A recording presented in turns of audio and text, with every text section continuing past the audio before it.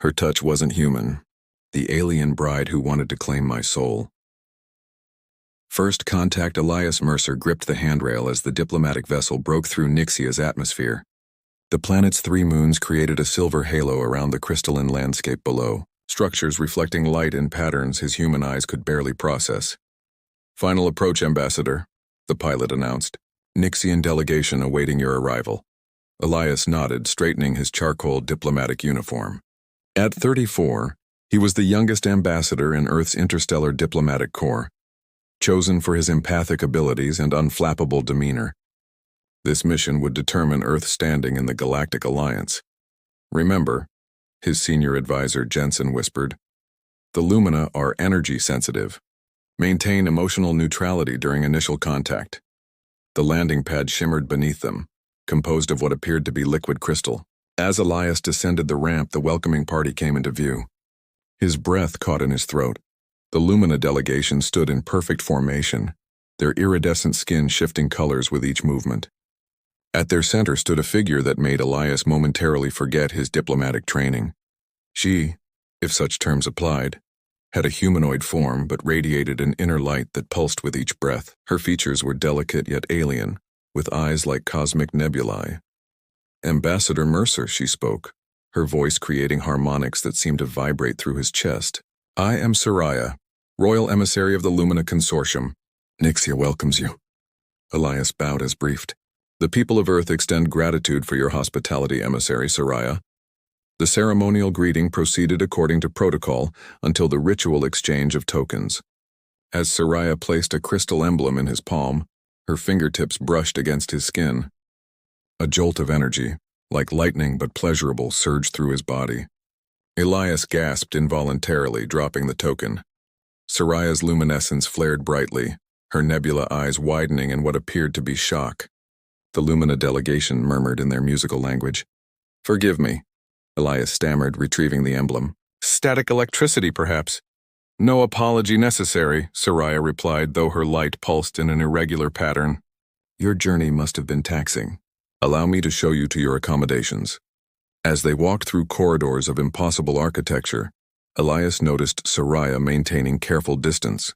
Jensen gave him a questioning look, but Elias shook his head slightly. Whatever had happened during that touch was unprecedented. That night, alone in his quarters, Elias found his thoughts returning to Soraya. When he finally drifted to sleep, his dreams were filled with cosmic light and the lingering sensation of her touch, a touch that felt nothing like any human connection he had ever known. Our hidden intentions.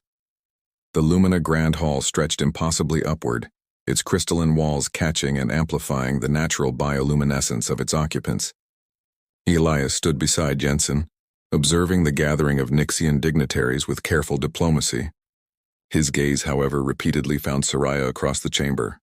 "You're staring again," Jensen muttered. "Remember your training." "I'm fine," Elias replied, though he couldn't explain the persistent tingling in his fingertips since their contact yesterday. Commander Drayson, head of security for the Earth delegation, approached with a stern expression. "A word, Ambassador." He guided Elias to a quiet alcove. "I've been reviewing historical first contact records with the Lumina. There are concerning patterns." "Explain," Elias said, maintaining his composure.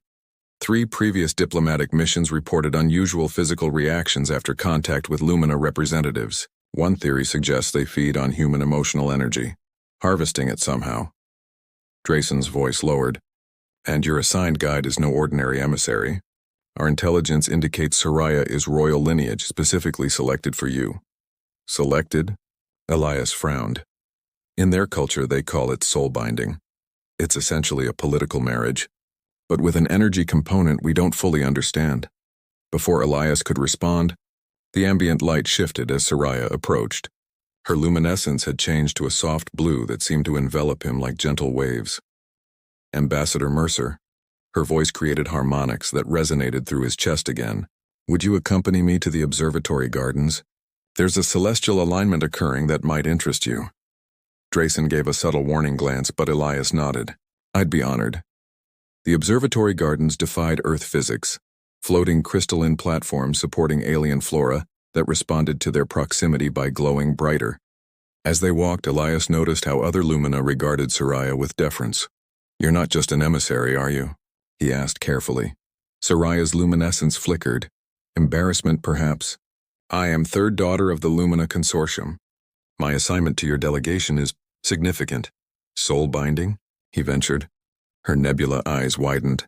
"You've been researching our customs." She hesitated. "It is a possibility being considered by my elders. Our worlds need strong alliances. And my consent in this arrangement? Essential," she assured him. "Such bonds cannot form without mutual resonance." Her luminescence intensified, which makes our initial contact unusual. Typically, humans don't register energetically with us. As 3 moons aligned overhead, casting their joined light over the gardens, Elias felt drawn toward Soraya beyond diplomacy or duty. When her fingers tentatively reached toward his, he hesitated only briefly before accepting her touch.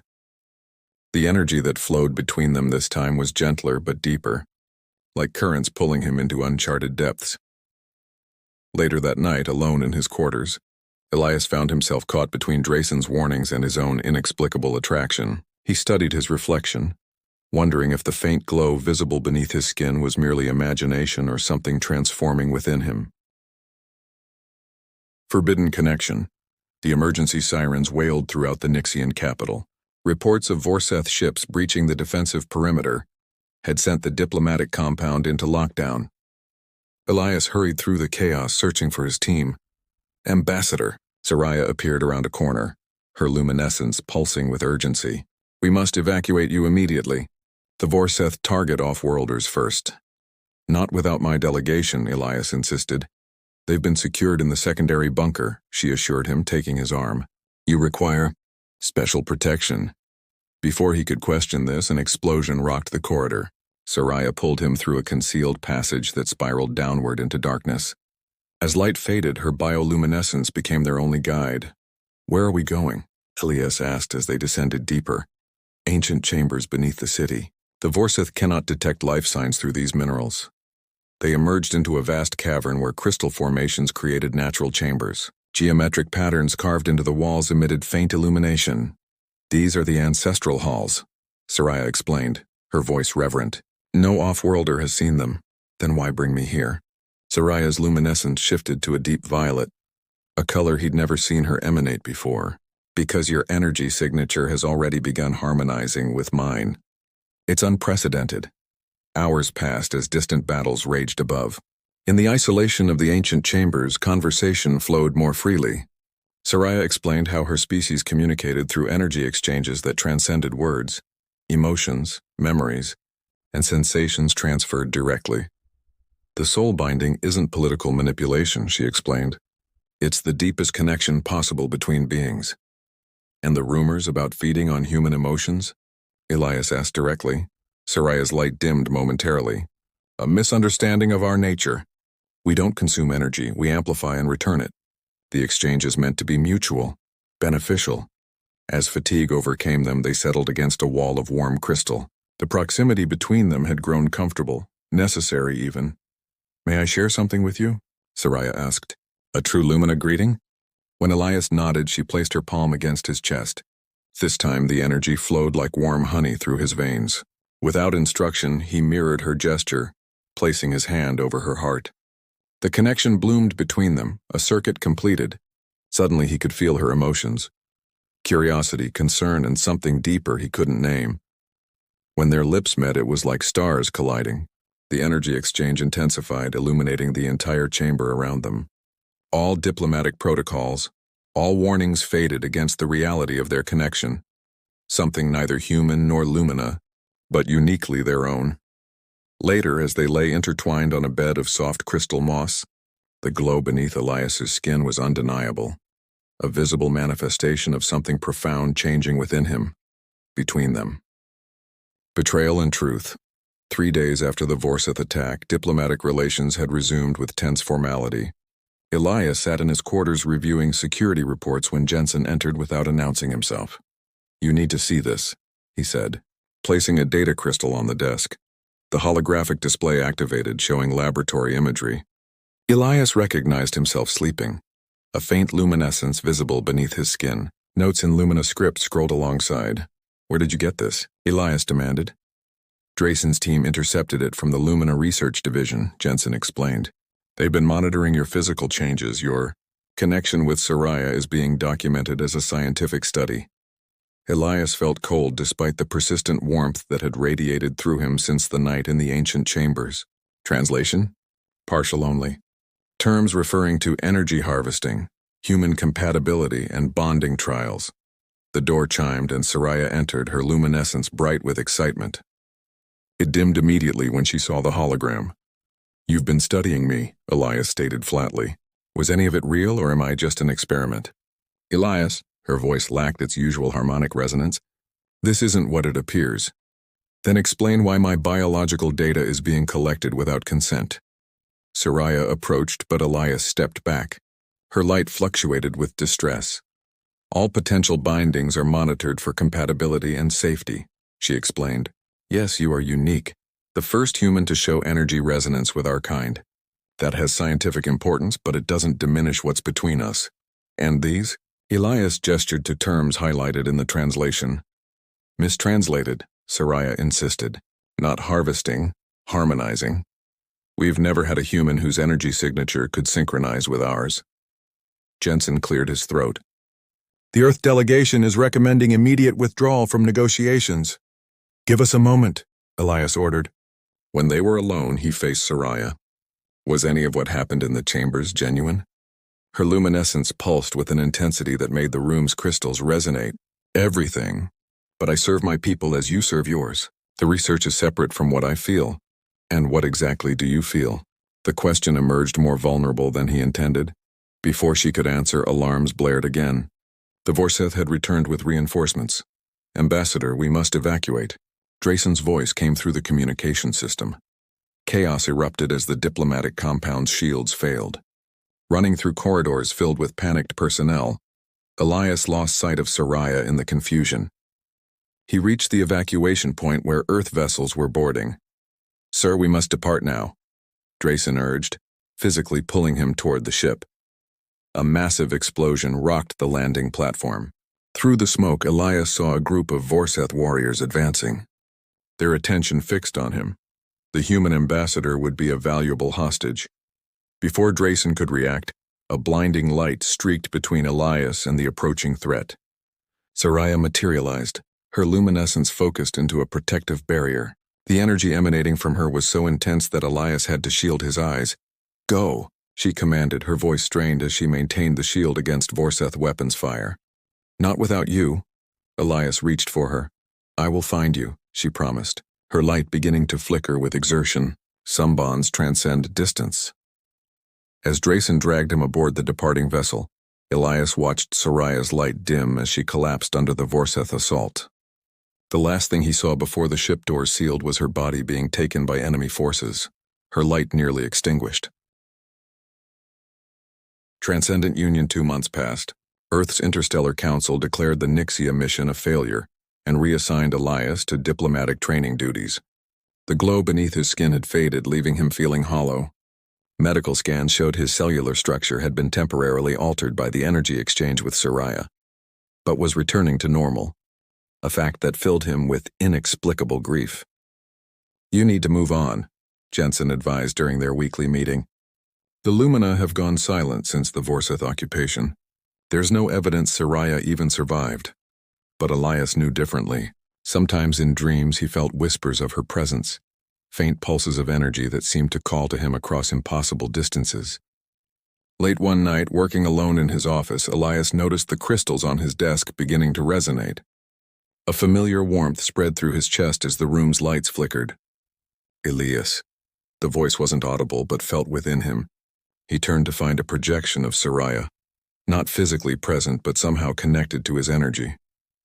You're alive, he whispered, barely. The Vorseth imprisonment weakens me, but our bond created a connection they cannot sever. Her projection fluctuated. The consortium negotiated my release in exchange for technology. I return to Nixia tomorrow. I'll request reinstatement to the diplomatic mission, Elias said immediately. No. Her projection strengthened momentarily. It's too dangerous. But there is another way if you are willing. 3 weeks later, against all official advisories, Elias's personal shuttle approached Nixian space. A small Lumina vessel met him at the boundary, guiding him to a secret landing site far from the capital. Soraya awaited him, her luminescence diminished but steady. When they embraced, the energy that flowed between them rekindled instantly, stronger than before. The consortium doesn't sanction this, she explained as they journeyed to a remote temple. A binding between our kinds has never been attempted in our history. And Earth would hardly approve, Elias added. That makes us pioneers. The ancient temple stood atop a crystal mountain, its architecture predating even Lumina civilization. Inside a circle of elder Lumina, those who had split from the consortium's policies awaited them. The ceremony is simple but irreversible, the eldest explained. Your energies will permanently intertwine, neither fully human nor fully Lumina but something new. Will it hurt? Elias asked. It will transform, Soraya answered, taking his hands. Parts of what we were individually must be surrendered to create what we will become together. As the ceremony began, energy flowed between them like never before. Elias felt his consciousness expanding, touching Soraya's in ways no human language could describe. Memories, emotions, and sensations merged. The boundaries between them became permeable, then transparent. When the transformation completed, they stood together in the center of the temple, both glowing with shared luminescence. Elias could feel Soraya's presence within him as surely as his own thoughts, while she experienced human emotions with newfound clarity. What happens now? One of the elders asked. You cannot return to Earth or rejoin Lumina society in these forms. Elias and Soraya looked at each other, their shared energy pulsing in perfect synchronization. We build something new, they answered almost in unison. A bridge between worlds that proves distance, whether between planets or species, means nothing when souls truly connect. As they left the temple, hand in hand, their combined light cast long shadows across the crystalline landscape. Behind them, a path illuminated with each step.